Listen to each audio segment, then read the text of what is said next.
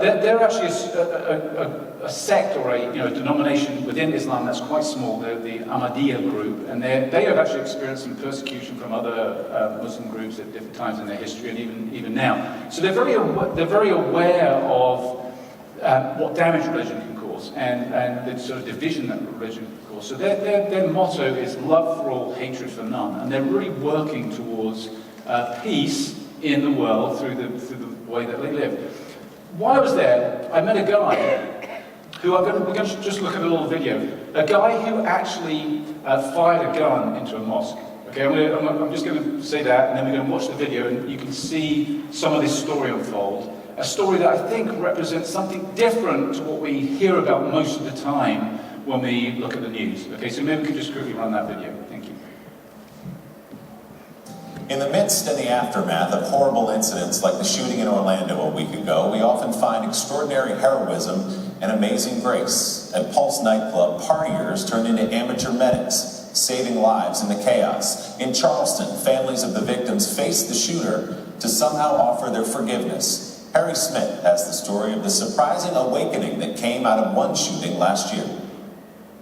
Ted Hickey Jr. has admitted he had too much to drink that night.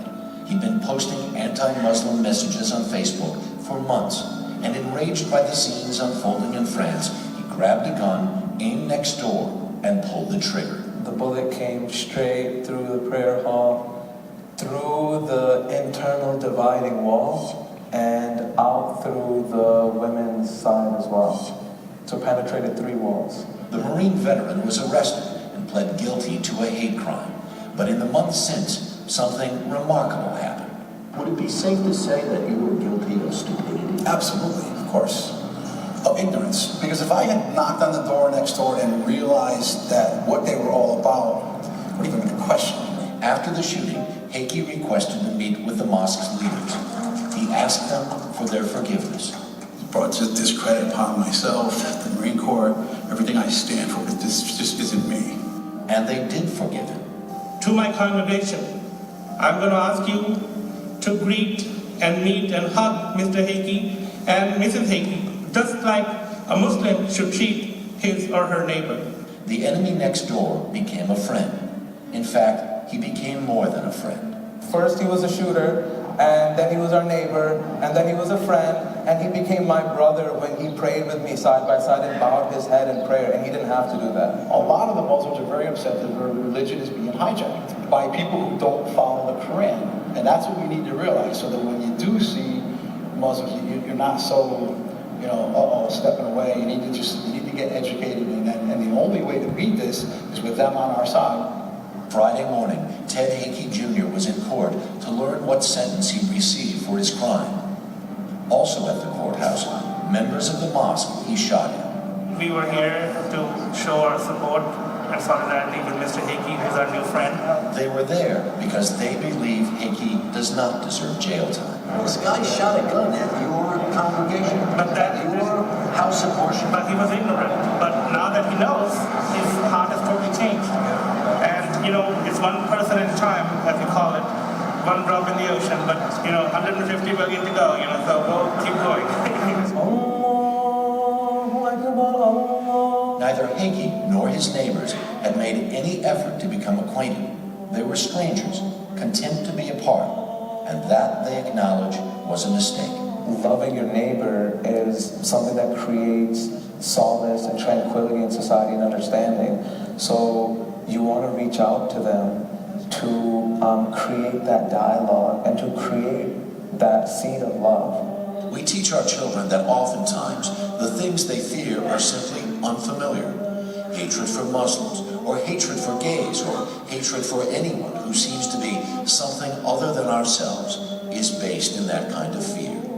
A fear of convenience.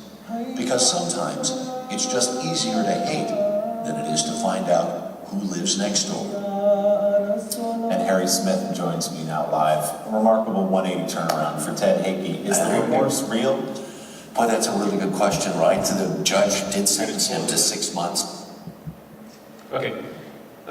So I just thought that was an amazing story, right? And I got to meet that guy last week, and he's not a Muslim, he's not become a Muslim or anything like that, but he's just somebody who I think, when you look at those two groups of people, there's Ted Hakey and there's that Muslim group, each side has all kinds of opinions about the other, and in the dialogue and the coming together, there was some healing. So I guess I showed that because for two reasons. One is, let's not lose hope. All right, change can happen. It's possible, right? We don't have to just expect that hatred's going to win. We're following somebody, Jesus, who says that love wins. That love will win the day. And then secondly, as we go into a season that's going to get pretty squirrely, I'm sure, let's be those who create dialogue, who don't judge the other, right? I'll be honest with you. If I'd met Ted Hakey before I heard that story, I'd have had all kinds of judgments about Ted Hakey, right? That's just because that's my prejudice, and that's wrong, right? So we've got to reach out across lines to bring about reconciliation, and let's be those kinds of people always, but especially as we go into this season, all right? Now, we also have, as we head into fall, our new year will begin in September. We're going to have a series where we're going to look at the fruits of the Spirit, love, joy, peace, those kinds of things. What does it mean to live those things out? But in the meantime, as Ruth mentioned earlier, we're going to start a new series today, which will take us up to the fall, on the book of Acts. Okay, so we're going to look at this book that comes after the four Gospels. So we have Matthew, Mark, Luke, and John that are accounts of Jesus' life. And then before we get into a whole bunch of letters, mainly written by one of the early church leaders called Paul, we have this book called, which has become known as the Acts of the Apostles. And has anybody ever read that book? Anybody taken a look at that? A few people. What were your impressions of it as you read the book of Acts? Anything anyone wants to share? Hannah? Is it really fascinating picture of the early church and how the followers of Jesus tried to figure out what that meant? Yeah. So a fascinating story of the early church and how followers of Jesus worked out what it meant to follow Jesus. Yeah, I think it's a great summary. Anybody else? What were your impressions of the book? What did it do to you as you read the book? Anybody want to share something? Will, did you have your hand up there? No? Okay, you're just hugging it down. Okay, that's cool. Trish, you're... I was thinking about acceptance and they figured out that being worked out for the Gentiles as well as the Jews. Yeah, okay, so it's a story of the message of Jesus, the movement of Jesus going from Judaism out to Gentiles, including lots of people, so breaking down lots of barriers. Yeah. I see it as transforming from people who are afraid and sure to people who are determined and certain.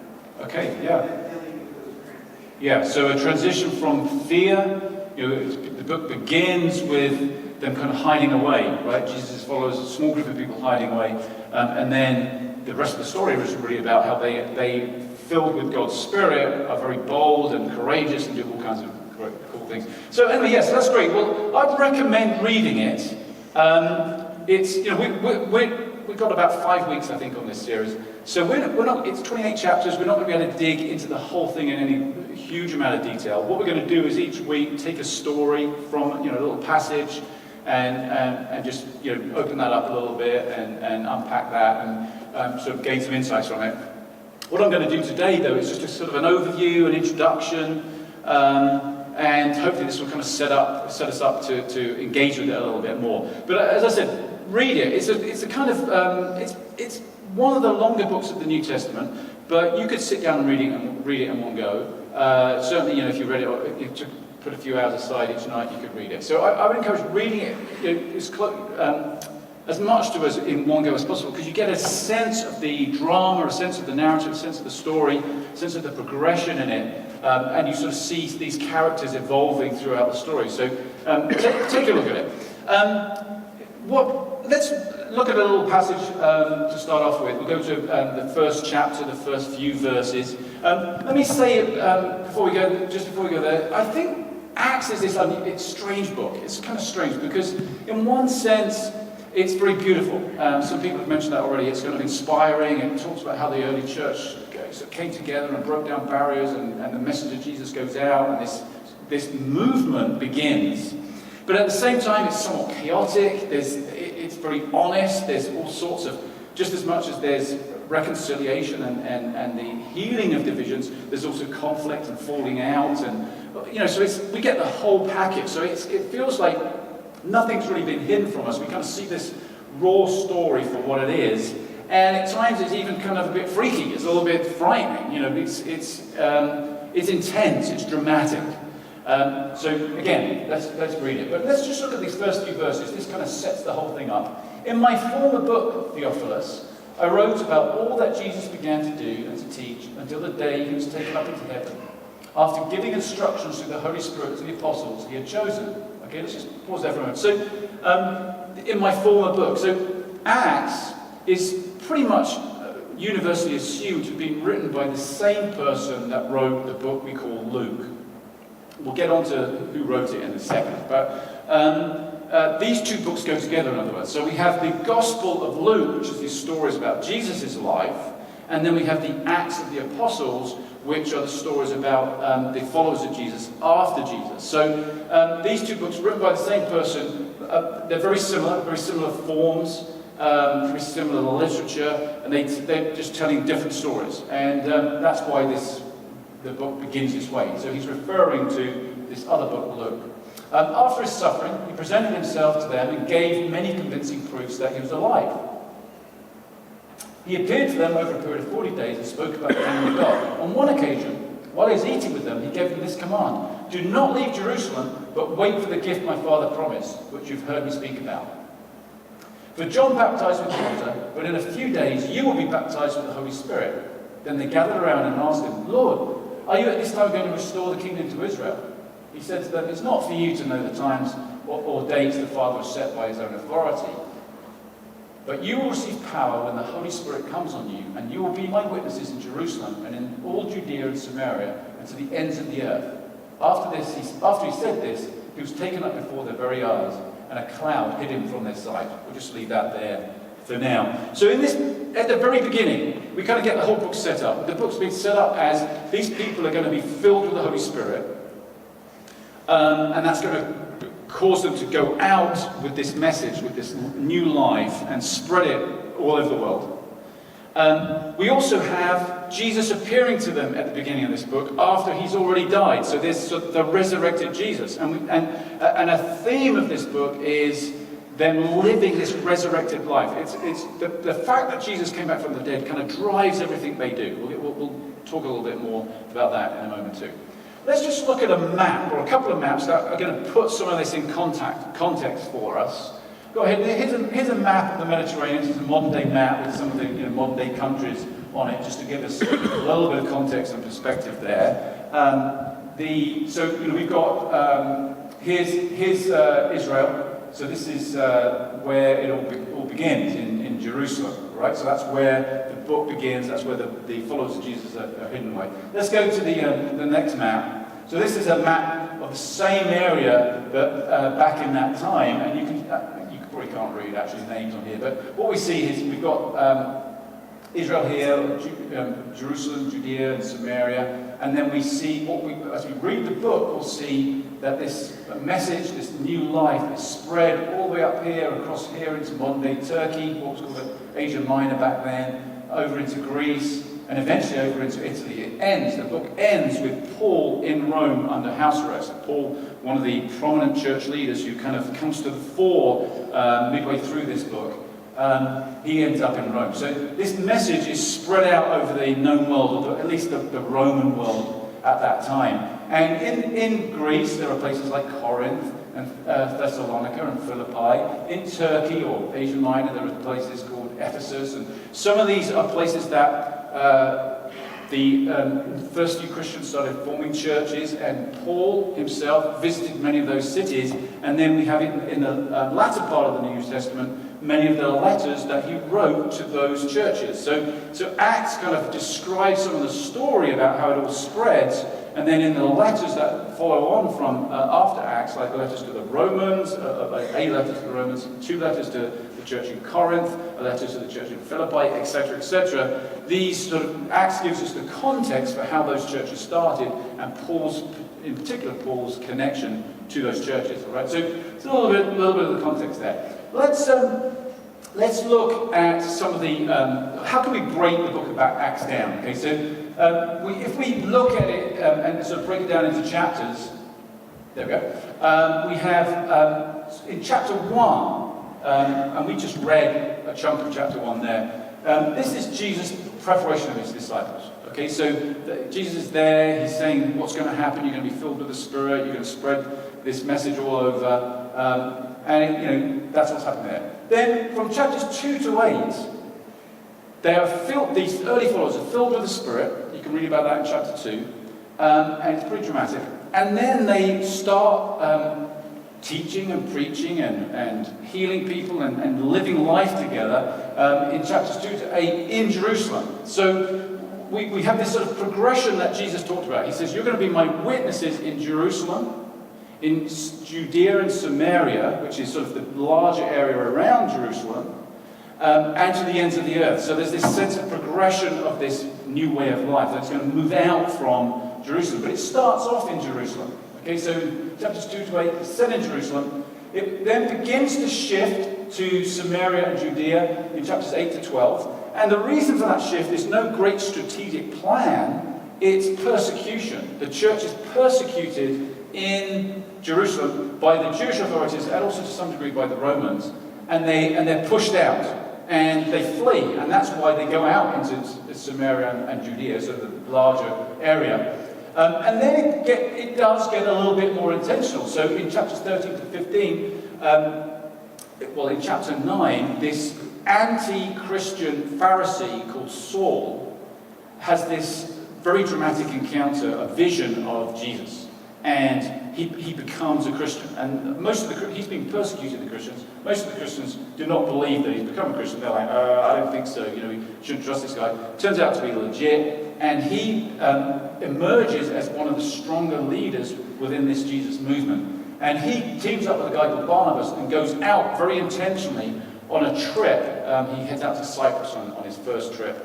And they are spreading this message, right? So, and then there are, in the rest of the book, are several other of Paul's trips, his missionary journeys. Some would say he takes 3 journeys in total, because there were sort of 3 intentional journeys. His 4th journey is actually him, he's arrested. He's arrested and held in Caesarea, back in Israel and back in Judea, but then he's taken to Rome because he makes an appeal and he wants his case heard in Rome, so he ends up being under guard, being taken to Rome, and the book ends with him under house arrest in Rome. Okay, and it just ends there. Now there's a tradition that he was martyred after that, but that's not in this account. So that's kind of how it's spread. So what we can see happening here is, I think interestingly, is this spread it's kind of like the opposite of Jesus, right? Jesus starts out in Judea. He's in Galilee, in fact. And then the story of Jesus, recorded in Luke's Gospel, for instance, is Jesus heading towards Jerusalem. And it kind of, things get more and more intense and as he heads towards Jerusalem. And the stakes go up, and then he's eventually executed in Jerusalem. And then from Jerusalem, this movement of Jesus, of the resurrected Jesus, begins to move out from Jerusalem into Judea and Samaria and to the uttermost ends of the earth. I think of it, actually, this is just me, this is a bit like a supernova. It's like, Jesus, there's all this intensity, like a collapsing star of Jesus and his way coming into Jerusalem, and then there's death and resurrection, and then it explodes out into the rest of the world. That's just my opinion. You don't read about that in any commentaries, and that's probably a bit nutty, but there you go. But it's interesting that it's the opposite trajectory to what happens with Jesus. Now, the other thing you can note here is that it starts in Jerusalem and Judea and Samaria. So it starts, the Jesus movement starts very much as a Jewish movement. Christianity is within Judaism. It's not a separate religion. It's a sect within Judaism. And that's why there was so much conflict with the Jewish religion, because they thought it was heretical. So it starts off very much Jewish, with people like Peter and James as prominent leaders in Jerusalem. It then begins to become much more Gentile, much more non-Jewish. It sort of progresses out into the rest of the world, out into modern-day Turkey and Greece and Italy. And most of the followers by the end of the book are non-Jewish people. And the leaders, the sort of emphasis of leadership change, it transitions from the preeminence of Peter and James, who are original followers of Jesus, some of Jesus' disciples, and it shifts to this guy called Saul, who was later named Paul, who is a Pharisee, who was himself Jewish, but he has this mission to Gentile people. He mixes it up with all kinds of people, but he's especially reaching out to Gentile people. And you can see in this transition happen both gradually and dramatically as you read the book. Let's just take a look at, maybe go to the next slide. So let's just think about some background issues here. Authorship. So who wrote the book of Luke? Well, the tradition is that Luke wrote it, hence it's called Luke, and therefore we think that Luke wrote the book of Acts. There's all sorts of debate about this, and I don't think it really matters who wrote it. There's no signature on the documents. There's no title on the documents. We don't even have the original documents. But the tradition is that this guy called Luke, who was one of the guys who accompanied Paul on his journeys, is the writer of the book. Others feel that it couldn't have been him for different reasons in the text.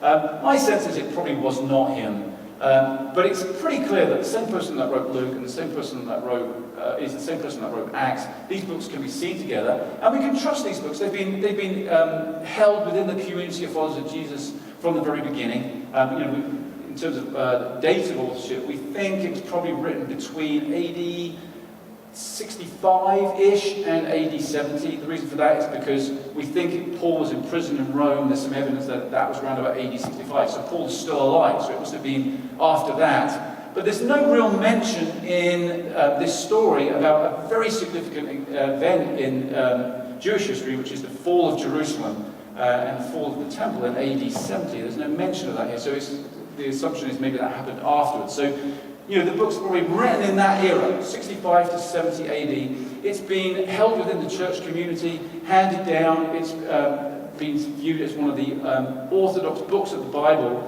right there from the beginning. So I think we can trust it, even though we don't know the exact person who wrote it.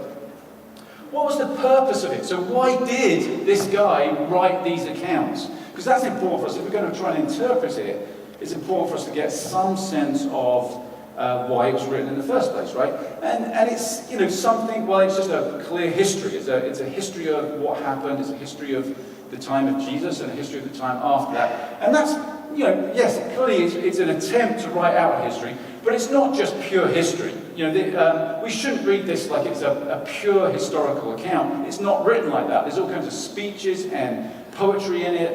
There's different literary genres within this whole book. We could perhaps describe it as theological narrative. It's written to make a point. And the point seems to be a defense of Christianity, right? A defense of this early movement that followed Jesus. And a defense in, maybe several different ways. Maybe the intention originally was just to defend in one particular kind of way, but it kind of seems relevant to a number of different ways of defending it. Firstly, it answers the question, or tries to answer the question, how come this religion, which became known as Christianity, how come it is predominantly, by the time of the writing of this book, a Gentile religion, when it's all about a guy who was supposed to be the Jewish Messiah? Right? That's a bit of a conundrum, a bit of a problem, unless you know some of this story about how all that happened. Okay? So that it seems to be an explanation of that, of kind of reconciling those two apparently contradictory issues. It's also an attempt to connect Christianity to Judaism, to say it's part of and birthed within Judaism. And the reason for that was Judaism was viewed in the Roman Empire as a legitimate religion. The Romans were okay with established religions. They just didn't like people starting new ones. It's kind of like that can create instability, and there's some political implications of that too. So by writing this account, the author could possibly be trying to say, look, this is legitimate. We're not just some fly-by-night, some guy just dreamt this up and now we've got a new religion. This is something that has come out of all the history of the Hebrew people, and we believe that Jesus is the Messiah, the one that was promised. He was, the emphasis of Luke and Acts is that essentially the Hebrew people rejected Jesus as a prophet, as a Messiah, and so this message went out to Gentile people, and essentially Christianity became a much more Gentile, non-Jewish religion, even though it started off a different way.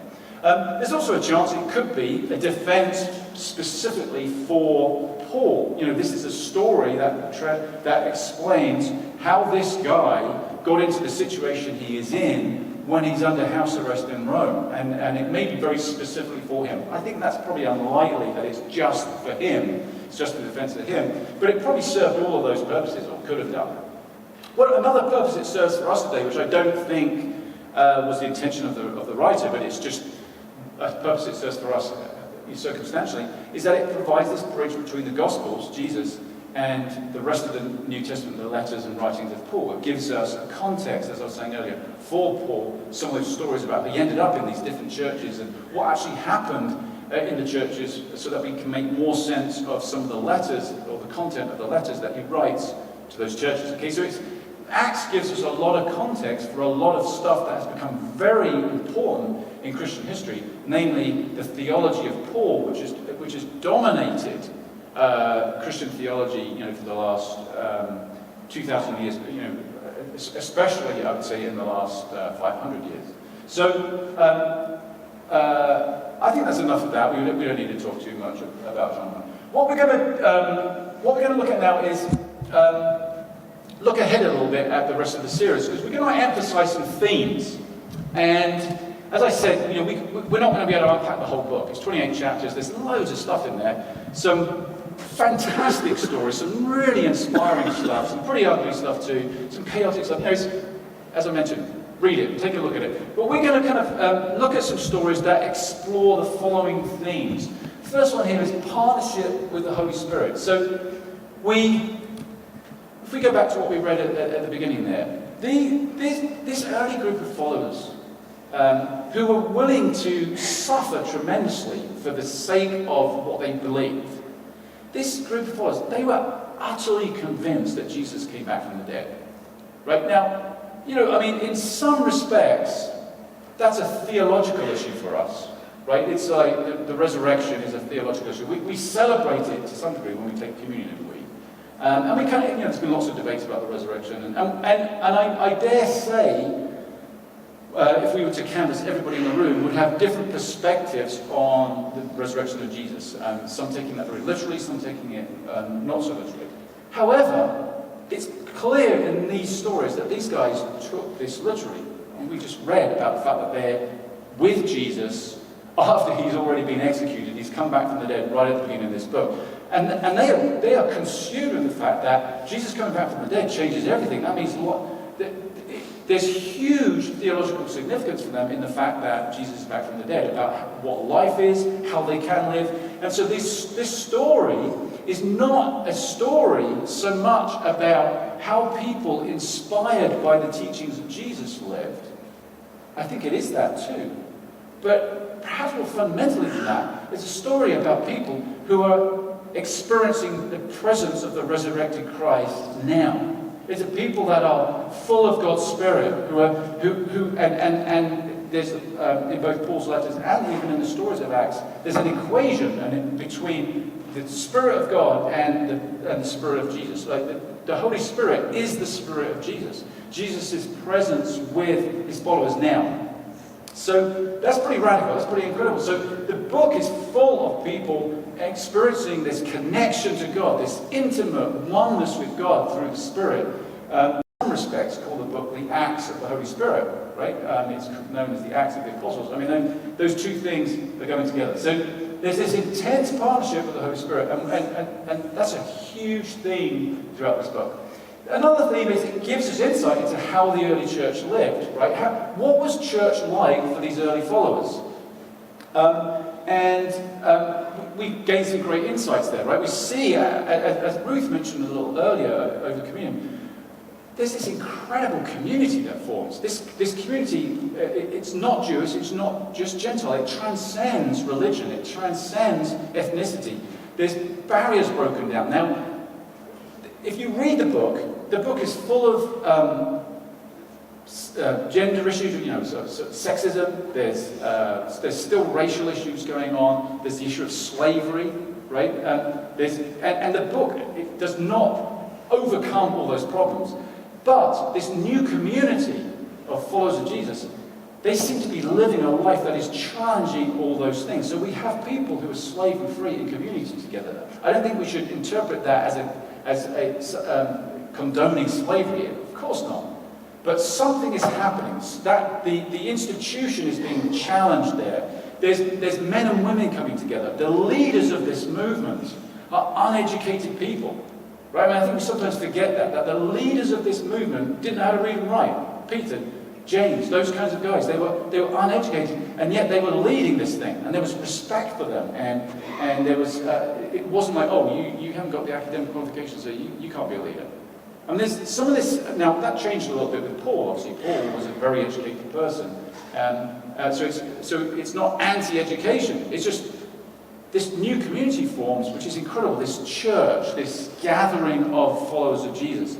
And there's something beautiful about it. There's something also crazy about it too, because there's all sorts of conflict and fallings out and difficulties, so it's real. It's not just pie in the sky. It's not like, and they all lived happily ever after and floated off after Jesus into the clouds. That's not what this is about. It actually ends with, as I mentioned, Paul under house arrest in prison. Paul has left a string of conflicts behind him. People who he's fallen out with, people who have befriended him, and he's a very single-minded individual. It's the kind of guy, if I'm honest, don't particularly like him. I'm not sure you're supposed to say that if you're a pastor, but he doesn't. It's this. I'm not sure he'd have been a great guy to go out for a drink with. Put it like that. He would have, he's very, very strongly-minded, strong opinions. And no, he did drink wine, actually, he did. Anyway, we get this example of how the early church is. Now, I think what we've got to do is be really careful at the same time, right? And we're not going to show this scripture, I'm just going to mention it. The context of the church is so different back then, so different. So we need to be very careful about not trying to just apply what we read straight into our lives, right? I mean, we need to think through, okay, what are the cultural implications back then that we can unpack so we can truly understand what's going on and then apply those into our own lives. A lot of people, for instance, I grew up in a church that called itself a New Testament church. We're trying to do church the way they did 2,000 years ago. Well, life is totally freaking different to 2,000 years ago, right? I mean, we have different challenges. Let me give you an example of this. When Judas killed himself, right? So they're a disciple down. They decide to elect another disciple. What do? They cast lots.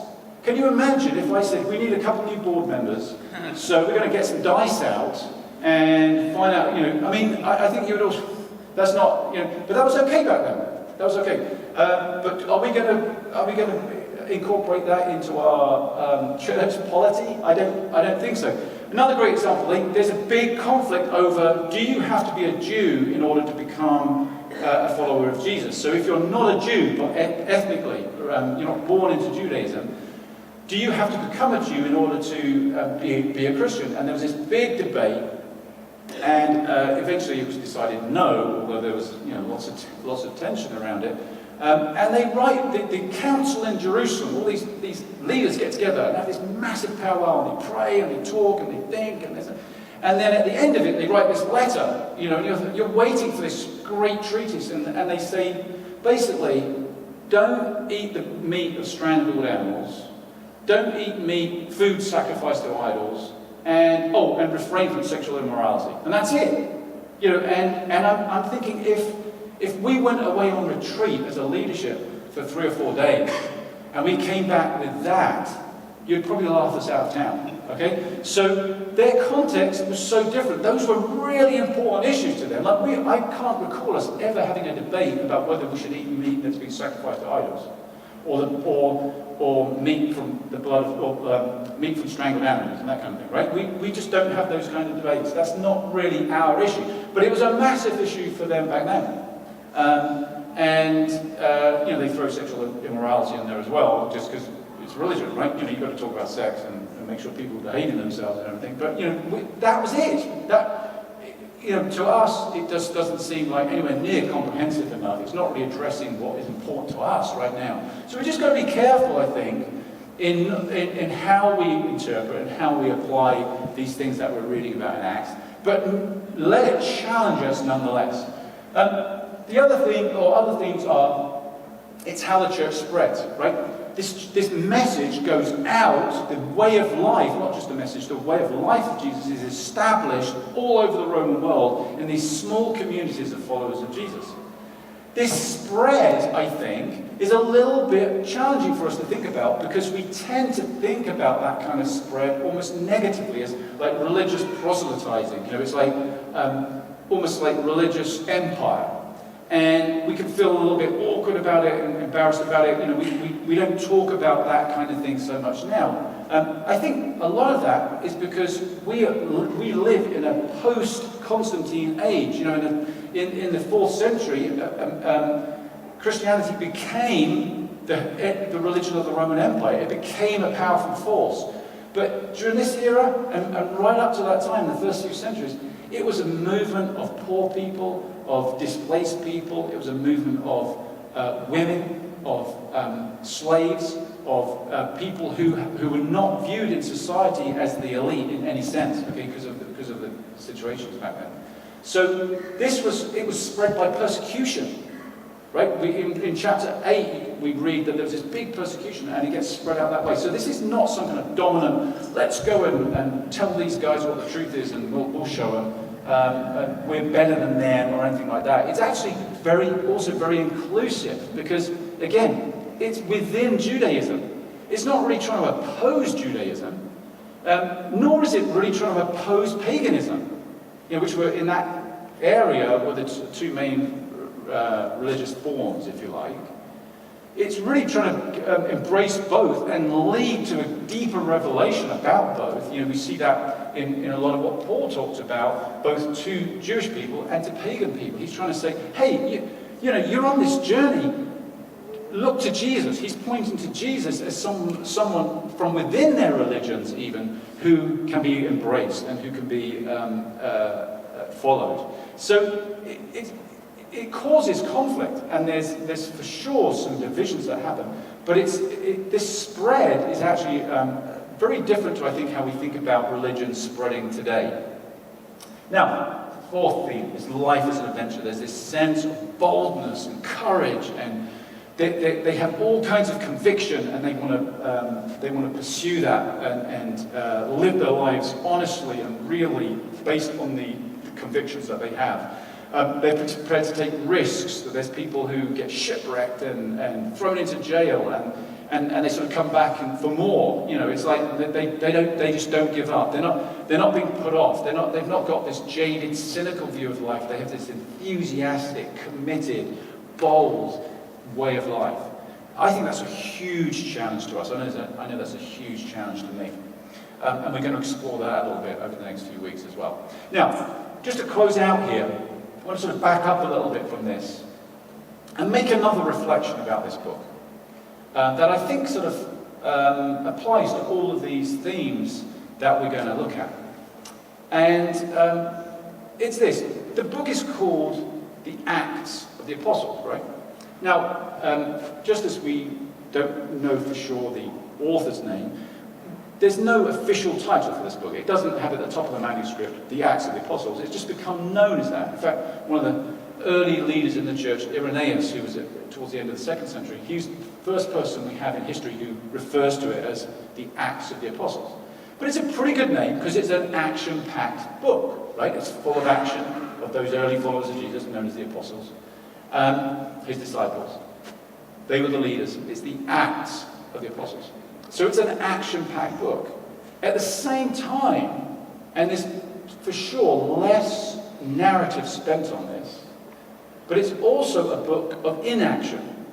And what I mean by that, it's a book that's full of what I would call silence, or contemplation, or reflection. There's pretty much every time an action takes place, it's preceded by silence, or preceded by inactivity. For example, right at the beginning, the disciples are full of the Holy Spirit. The Holy Spirit is poured out on the day of Pentecost. They're hidden away, and the text says they're praying. They're not just, right, let's go out and do something. They're actually, as Jesus said to them, just stay in Jerusalem and wait. So that they're in this place, this posture of waiting, of silence, of prayer. Throughout the book, especially the first half of the book, whenever there's an action, it's preceded by an inaction. It's preceded by silence. So we have, for instance, when they pray about sending people out. They didn't just make strategy. They pray about it. We have a situation where, in fact, the people are calling on the leaders to take some action around distribution of food, and the leaders say, well, we're going to appoint some people to do that because we need to stay in this place of prayer and discernment. We don't want to get too distracted from that, so we're going to assign some other people to take care of those things. When the church sent out Paul and Barnabas, there's a period of prayer before they do that. I would encourage you, and we have discussion questions, by the way, for each week on this throughout the series. So you can grab a copy of those in the lobby afterwards, or they're online. And they're great for groups, great for individuals just to reflect on these questions that sort of relate to each of the messages. This week, there's a reflection on this issue and some passages to read where you can look at this inaction or silence followed by action rhythm that goes throughout the book. There's this other factor. It's like, as there's silence, it's like what's happening, I think, is these followers of Jesus are trying to discern truth. They're trying to experience God. They're trying to experience the Spirit of God. And they do that through prayer and silence, right? Through contemplation. They create this space where they can have insight into what is true, what they need to do, how they need to live. And then they go out and live it with conviction, with boldness. It's like there's no holding back. But there's also a community thing going on which challenges the truth. So they're not just individuals saying, oh, I think this is what's right, I'm going to go off and do it. They're sharing life together and challenging one another about what they believe to be true. So there's statements within this book that sound like this. It seems good to us and the Holy Spirit. As they debate things, as they share things, truth is refined. It's not just the possession of any one individual. It's within a community. It's challenged, it's encouraged, and it changes the outcome of what the received truth is that the people then go out and live. So there's this dynamic, there's this flow, there's this rhythm of silence, insight, community which challenges and encourages that insight and refines it, and then action, which flows out in this incredibly dynamic, courageous way. In the discussion questions this week, there's a question in there which I want to pose now, which is this. To what degree, for us, do we have that kind of rhythm in our own lives? Right? We belong to a culture that is all about action. It's all about fixing problems and making everybody happy and resolving conflict and all that kind of stuff. It's all about action before we've even necessarily know what it is we need or want. We're so desperate acting to be happy, we may not even be aware of what makes us unhappy. We're so quick to meet needs, we may have lost sight of what those needs really are. So there's some, I think, tensions for us in our own lives that this book addresses at this sort of large level. So we could, I think, reflect a little bit on this book as we go through. And as I say in the discussion questions this week, there's a particular reflection where we're going to apply that to our own lives. And I want to ask that now. To what degree do we have silence in our own lives? To what degree do we create space where we can let truth challenge us? Where we can stop enough to perhaps hear the Spirit of God, feel the Spirit of God, where we can become aware of the impact we have or don't have, where we can be aware of the issues we create for other people, where we can become aware of the issues we create for ourselves. We can become aware of our own dissatisfactions, our own unhappiness, our own internal conflict, as well as the conflict we have with other people. Do we ever stop enough to reflect on that and kind of let the truth speak? That's one question.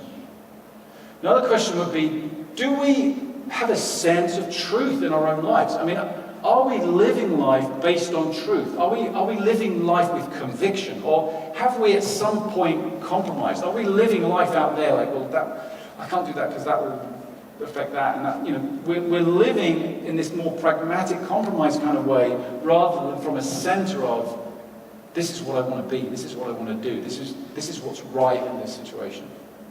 And then thirdly, to what degree am I open enough community where my perception of truth can be challenged? Right? You know, when I think about relationships, am I in relationships where people feel they have the safety to challenge me about my own life in a way that can change my perception of the truth? I had an experience just this past week where two people who I know love me deeply challenged me about the way I'm approaching and looking at life around certain issues in my life. That kind of rocked me. The way what they shared with me rocked me, because I thought I had that kind of nicely packaged, and I thought I had the truth. But other people sharing with me has given me a different perspective on the truth, and it's changing me.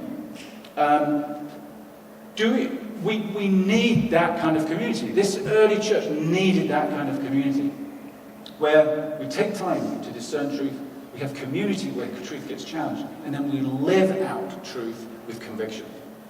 So we're going to just take 2 minutes this morning, and we're going to close with this, to sit in silence. All right, I encourage you to grab those discussion questions, and there's a practice you can do in those discussion questions as well. But we're just going to take a moment right now. We're just going to have 2 minutes, which might feel like an eternity. And I would just encourage you to sit comfortably in your chair. Well, there's no magic posture for this. Just sit comfortably. Close your eyes. And just become aware of your breathing. Right? Breath is one way for us just to hold silence, because what we can do, and this is just a very simple technique, there's nothing fancy about this. What we can do is every time we sense distraction, like our mind wanders, we can just come back to our breathing. And just return. Every time we feel distracted or anxious or we think about something, just come back to our breathing. So just settle into your breathing, become aware of your breathing. And we're just going to leave silence now for God to be present to us, for the Spirit to be present to us. And that's going to be different for each one of us.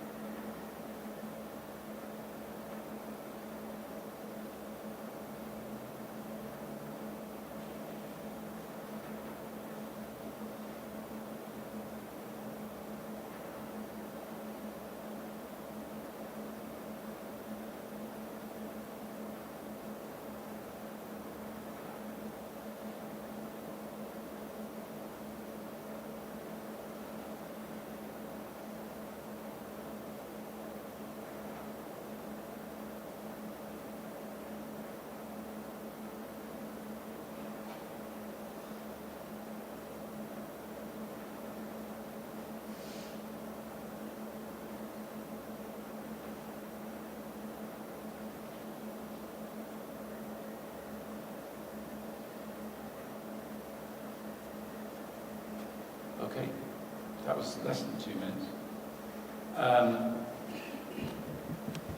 Practices for experiencing that kind of silence. But the point is this: what if that became a more integral part of our lives, perhaps matching the action part of our lives?